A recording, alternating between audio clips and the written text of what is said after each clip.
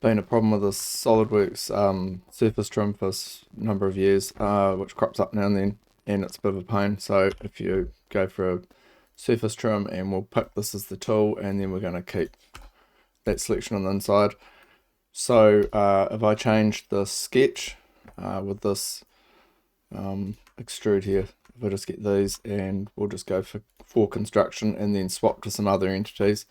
So these still intersect fully with the edge of the surface, so it's not a problem with that. Then we go build. That surface trim has failed. So you'd expect the surface trim, if it's failed, like you'd be able to go back in. It's got the surface, it's got the original tool surface still selected.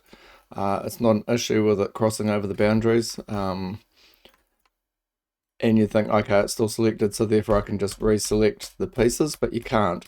So what you have to do is you have to clear selections, you have to reselect the tool, and then you can pick that again. Okay, so if I go back into that sketch, we'll do this again. Select the other chain.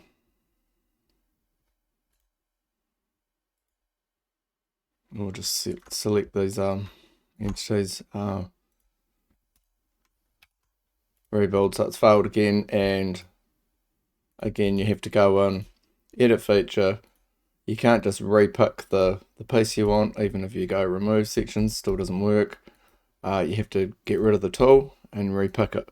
So my problem is that, imagine you've got 500 features or something with lots of different surface bodies, and then you have to actually go and unhide the one that you want to use again, have to repick it to fix that problem. Okay, so yeah, this has been Solidworks for years, and I'm finally reporting it, so hopefully it can be fixed. Cheers.